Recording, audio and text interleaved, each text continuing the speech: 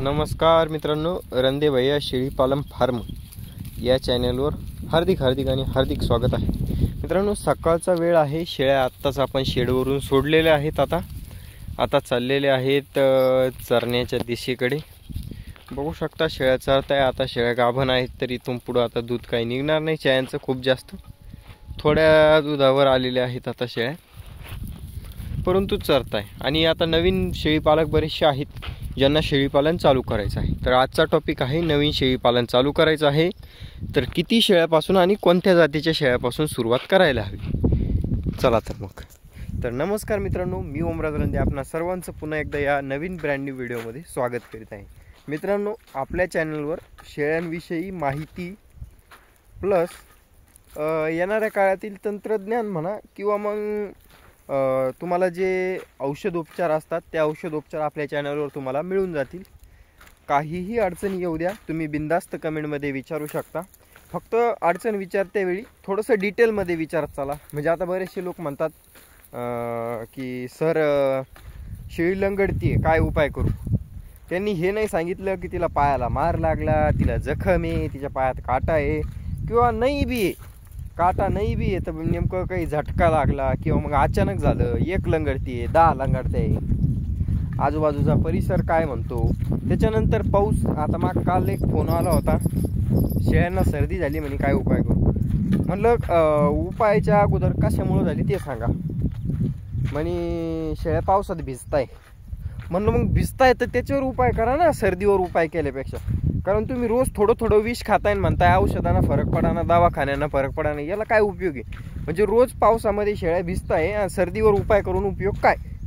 तर हा विषय आहे, त्याच्यामुळं कारण सांगत चला, उपाय मी सांगत चालेल। चला तर मग मित्रांनो, सुरुवात करूया शेळी पालनाच्या सुरुवातीला। मित्रांनो, सर्वप्रथम एक गोष्ट समजून घ्या, नवीन शेळी पालन किंवा नवीन व्यवसाय सुरू करताना कधी बी आपण शून्यातून सुरू केलेलं कधी चांगलं। कारण तुम्ही शेळी पालन सुरू करताय ना, तर त्याच्या मागचं सगळ्यात पहिले तर कारण धुंडून काढायचं की मी करतो काय, मला व्यवसायासाठी करायचं आहे, पैसे कमवण्यासाठी करायचं आहे। तर एक गोष्ट नेहमी लक्षात ठेवायची, आज काल उद्या परवा 1 महिना 2 महिने करून उपयोग नाही। तुम्हाला 2-4 वर्ष करायचं आहे तर सुरुवातीचे 6 महिने त्याच्यामध्ये शिकण्यासाठी द्या। तुम्ही जर अर्जंट पैशाच्या मागं लागली आणि कुठंतरी एखादी नवीन चांगल्या जातीची शेळी घ्यायला गेले तर तुमचा लॉस होऊ शकतो। का? कारण तुम्हाला अजून शेळी माहिती नाही आणि तुम्ही खूप मोठं पाऊल घेता की नाही मला ह्याच क्वालिटीच्या एवढ्या रुपयांच्या शेळ्या घ्यायच्या, आणि मग विकायला गेल्यावर विकत नाही। सुरुवातीला तुम्ही शून्यातून केली म्हणजे काय सांगतो पुढं। शून्यातून सुरुवात करणं म्हणजे काय, तर एकदम खोलातून। नेमकं आपले जुने पारंपरिक लोक काय करत होते, तर ते गावरान शेळ्या पाळत होते। बघा, प्रत्येक भागातली गावरान शेळी ही वेगळी असते, बरोबर। जसं की बैल, एखाद्या भागामध्ये गावरान बैल म्हणजे खिल्लार बैल आणि एखाद्या भागात गावरान बैल म्हणजे दुसरा गावरान बैल, असा विषय असतो। आता ही काठेवाडी शेळी काठेवाड भागात त्यांच्यासाठी गावरान आहे, आपल्याकडे आल्यावर तिला आपण म्हणतो अरे काठेवाडी शेळी। तर असा विषय आहे। तर माझ्या मते तुमच्या भागातली जी शेळी आहे, तुमच्या भागातली शेळी म्हणजे कोणती शेळी, जी तुमच्या भागात परंपरागत चालत आलेली आहे ती शेळी तुम्ही सुरुवातीला पाळायची। कधीही ही गोष्ट माझी कधीही तुम्ही लक्षात ठेवा, जर तुम्ही सुरुवातीला तुमच्या भागातील शेळीपासून सुरुवात केली तर तुम्हाला त्याच्यामध्ये लॉस कमी होतो किंवा मग नफा होण्यास सुरुवात होते। याच्या मागं कारण असं आहे की त्या शेळ्यांना तिकडलं वातावरण माहिती असतं आणि त्या वातावरणामध्ये त्यांना रुजू व्हायला किंवा लागू व्हायला जास्त वेळ लागत नाही। लागू व्हायला म्हणजे काय, वातावरण सेट व्हायला वेळ लागत नाही आणि त्याच्यामुळं मग ते नफ्याला ॲटोमॅटिकली सुरुवात होऊन जाते। मग एकदा वातावरण का सूट झालं, मग त्याच्या पुढचे जे नियोजन असतात म्हणजे काय, तिची लागवड, तिचं मग पिल्लू संगोपन, तिचं वातावरण, तिचे औषधोपचार, हे सगळं तुम्हाला ऑटोमॅटिकली लक्षात यायला लागतं। आणि शक्यतो जर गावातली गावरान शेळी असली तर त्या शेळीला खूप जास्त औषधोपचार करण्याची गरज पडत नाही, कारण ती त्या वातावरणामध्ये सेट झालेली असते।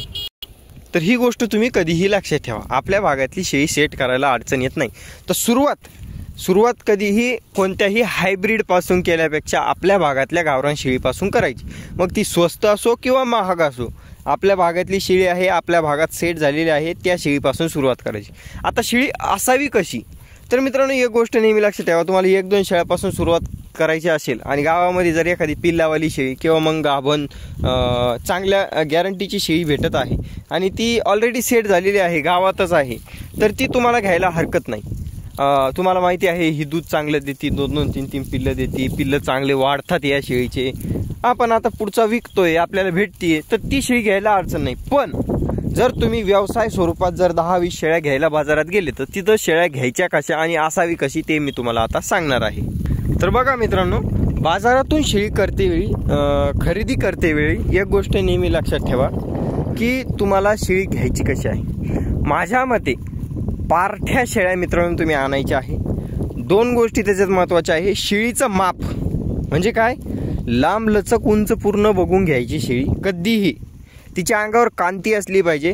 जनावर मित्रांनो, जनावर थोडंसं दुबळं असलं तर चालतं, पण खराब नसावं, ही गोष्ट नेहमी लक्षात ठेवा. खराब म्हणजे काय, बिमार जनावर जर तुम्ही आणलं तर त्याला उपयोग नाही. त्याच्यामुळं कांती असलेलं जनावर घ्यायचं, म्हणजे ज्याच्या अंगावर ताकद आहे, व्यवस्थित चांगलं नॉर्मल शेळी आहे, ती शेळी घ्यायला हरकत नाही. त्याच्यानंतर जर दुधाची पार्टी शेळी असेल तर दोन्ही सड कधीही पिळून बघायचे. म्हणजे काय, दोन्ही सडातून व्यवस्थित दूध येतं का, किंवा मग मस्टर्डिस्त झालेलं नाही आहे, सडमुक्क तर नाही आहे, ह्या गोष्टी तुम्ही बघून घ्यायच्या आहे सुरुवातीला. कारण त्या गोष्टी जर फेल असल्या, शेळीची जर कास फेल असली मित्रांनो, तर तिचं उत्पन्न नाही, ही गोष्ट कधीही लक्षात ठेवा. जर शेळीला दूध नाही तर तिचं पिल्लू होऊन उपयोग नाही, कारण त्याला दूध नाही भेटलं ते 2-3 दिवसात मरून जातं.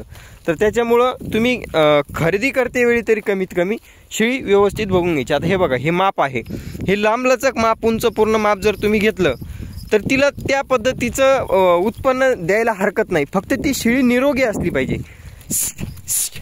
कारण बाजारामध्ये 2 गोष्टी असतात मित्रांनो, एक तर खोड नाही तर नड. आता प्रत्येक जनावर हे खोडीचं नसतं, प्रत्येक जनावर हे नडीचं नसतं, ही गोष्ट कधीही लक्षात ठेवा. त्याच्यामुळं या गोष्टींचा अभ्यास करून तुम्ही नियोजन करायचं आहे. इथपर्यंत मला असं वाटतं की तुम्हाला लक्षात आलं असेल की शक्यतो सुरुवातीला गावरान शेळ्या घ्यायच्या तुमच्या भागातल्या, लांब लचक उंच पूर्ण जास्त दूध देणारी 2 पिल्लं देणारी शेळी खरेदी करायची. त्याच्यानंतर अंगावर कांती आणि निरोगी जनावर खरेदी करायचं, जेणेकरून तुम्हाला उद्याच्याला अडचण येणार नाही. आता तुम्ही म्हणशाल मग पार्ट्या शेळ्या काऊन घ्यायच्या, आम्ही तर गाभण घेऊ, 2 पिल्लवाली शेळी घेऊ आणि मग 3 महिन्यात पिल्लं विकले का शेळीचे पैसे वसूल होतील. असं होत नाही मित्रांनो. तुमची सुरुवात आहे, तुम्हाला पिल्लू संगोपन माहिती नाही, शेळी माहिती नाही, आणि तुम्ही म्हणताय की 2 पिल्लं विकून शेळी आम्ही नील करू किंवा हे करू, तर हे काय मशीन नाही आहे मित्रांनो की बाबा काही दिवस याच्यापासून धंदा केला की लगेच त्याचे पैसे भेटतात. अजिबात नाही, त्याला तुम्हाला समजून घ्यावं लागतं. म्हणून पार्ट्या शेळ्या खरेदी करायच्या. मग पार्ट्या शेळ्या घेऊन उपयोग काय, एक तर तुम्हाला स्वस्त मिळतात बाजारात, एक तर स्वस्त मिळतात. दुसरी गोष्ट, शेळ्या सेट करायला अडचण येत नाही. गाभण शेळी आणि पिल्लावाली शेळी सेट करायला अडचण येते. जर पिल्लावाल्या शेळीना 2-4 दिवस 15 दिवस जर चारा कमी खाल्ला तर तिचं पिल्लू खराब होऊन जातं, कारण तिला दूध येत नाही. आणि जर गाभण शेळीनं चारा कमी झाला तर एखाद्या वेळेस शेळी गाभडू शकते. त्याच्यामुळं गाभण आणि पिल्लावाल्या शेळ्या कधी खरेदी करायच्या नाही. हां, बाय चान्स शेळी गाभण निघून गेली तर चांगली गोष्ट आहे, पण गाभण म्हणून तर कधी घ्यायचं नाही. आता तुम्ही म्हणशाल मग त्याच्यासाठी आम्ही 1 महिना 1.5 महिन्याची गाभण शेळी घेऊ. होत नाही मित्रांनो, त्या शेळ्या गाभडून जातात, ही गोष्ट कधीही लक्षात ठेवा. मग उपाय काय करायचा, तर उपाय एकच, पार्ट्या शेळ्या आणायच्या, बोकड घ्यायचा, बोकड चांगल्या क्वालिटीचा घ्यायचा. आता तेही सांगतो कसं.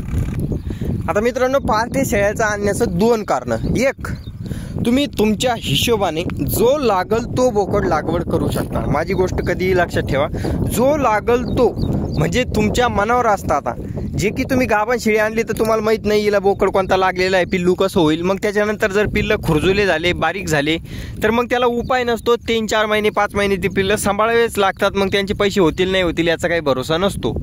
परंतु जर तुमच्याकडे एकदम फिक्स पार्टी शेळी आहे तर तुम्ही फिक्स चांगल्या क्वालिटीचा बोकड आणू शकता. एकदम जातवान बोकड पाहायचा. गावरान शेळीला गावरान बोकड लावलं तरी चालतं, पण त्याच्यामध्ये बी जात असते. तर असा जातवान लंबलचका उंच पूर्ण ताकद असलेला, रक्त असलेला अंगावर असा बोकड पाहायचा आणि तो लागवड करायचा. आणि मग त्या हिशोबानं पिल्लं होतात, त्या हिशोबानं मग पैसे मिळतात. जर तुम्ही गाभण शेळी आणली तर ती माहिती नसते कशी होईल काय होईल. जर पिल्लावाली आणली तर ते पिल्लं सुरुवातीला भारी दिसतात, नंतर ते वाढतच नाही. तर या गोष्टी आहेत. मग ते काय होतं, येऊन एकच होतं मित्रांनो, त्याच्यामध्ये तुमचं वर्ष वाया जातं, उपयोग होत नाही काही, उगा रिकामा अनुभव येतो जो नाही यायला पाहिजे. त्याच्यासाठी पार्टी शेळी जर घेतली तर तुमच्या मनानं बोकड लावा, जो बोकड पाहिजे तो लावा आणि क्वालिटी वस्तू सांभाळा, जेणेकरून तुमचं उत्पन्न व्यवस्थित राहील. हे झालं पार्टी शेळी खरेदी करण्याचं गणित. याच्या मागं कारण काय आहे, तर पार्टी शेळी घेतली तर तुम्हाला सगळ्या लसीकरण, जंतनाशक सगळं काही व्यवस्थित करता येतं. गाभण शेळीचं तुम्हाला काहीच करता येत नाही मित्रांनो, कारण ते फिक्स नसतं ही किती महिन्याची गाभण आहे, काय आहे, लफडा होऊ शकतो नाही होऊ शकत. पार्ट्या शेळीला सगळं करता येतं मित्रांनो. जसं गाभण शेळी आल्यावर बिमार पडली तर उपचार करायच्या वेळेस थोडी धाकधूक असते, तसं पार्ट्या शेळीला काही झालं बी तर एका झटक्यात उपाय करून शेळी क्लिअर करता येते. तर ह्या गोष्टी आहे पार्टी शेळी खरेदी करण्याच्या मागे.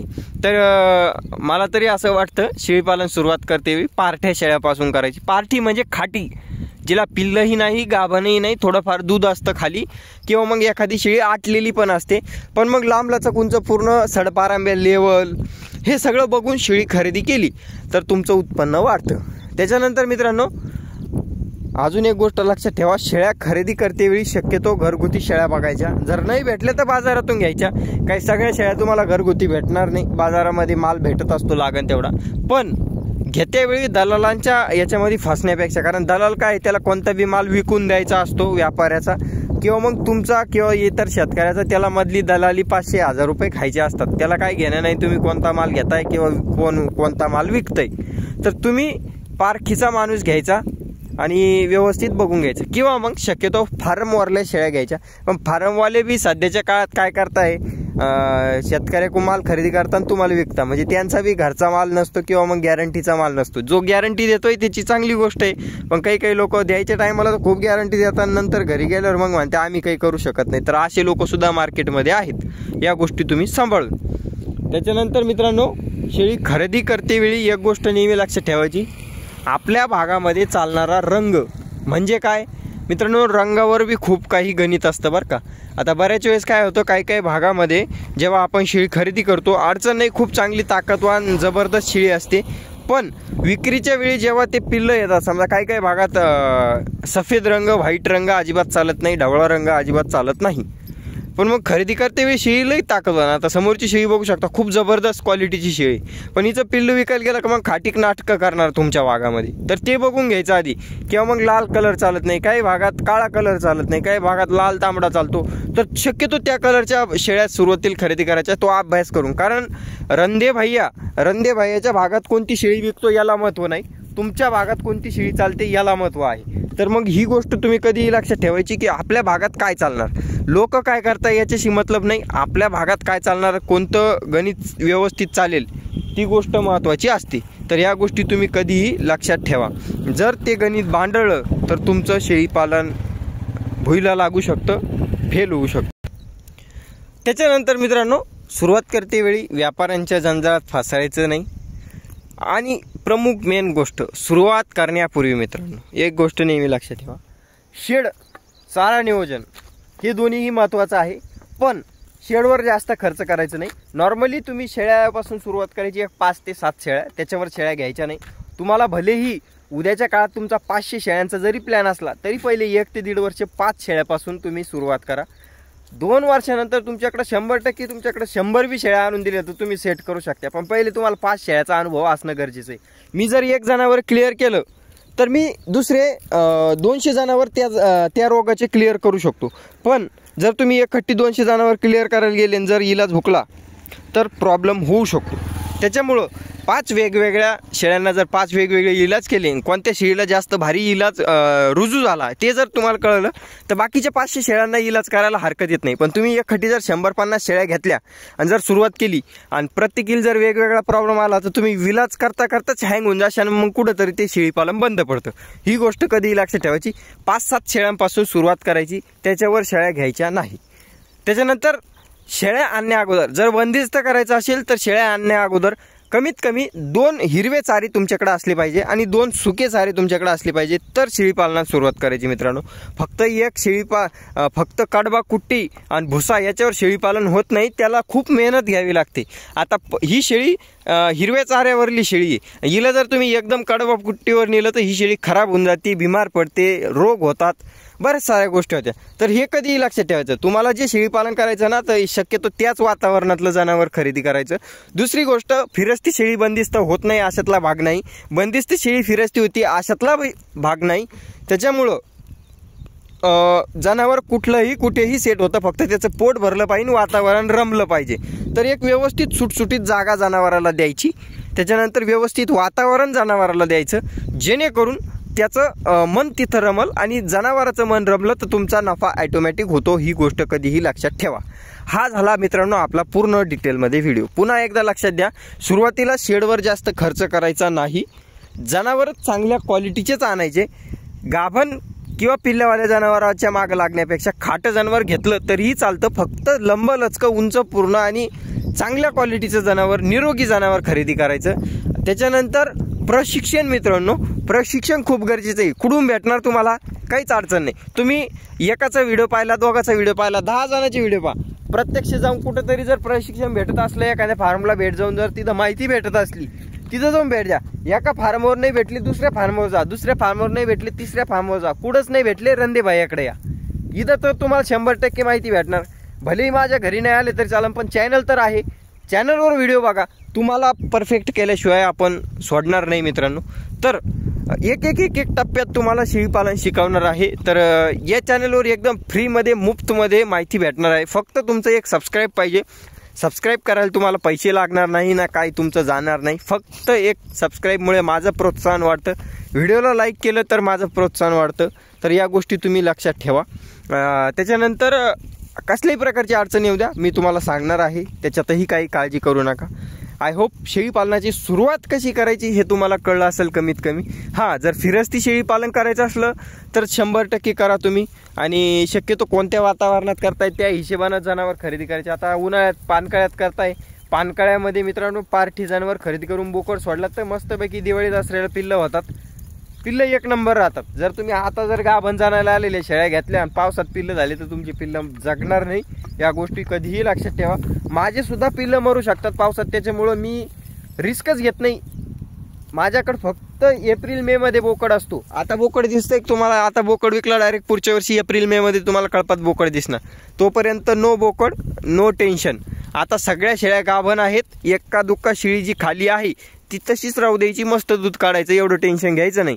आणि शक्यतो सगळ्या शेळ्या आपल्या लागलेल्या आहे. त्याच्यानंतर मग आता उपाययोजना काय राहील आपली, दिवाळी दसऱ्याला पिल्लं होतील त्यांना मस्त सांभाळायचं, बेस्टपैकी राहायचं, टेन्शन नाही ना, घेणं नाही ना, देणं नाही. चलो भेटूया मित्रांनो पुढच्या व्हिडिओमध्ये. Bye bye, love you all.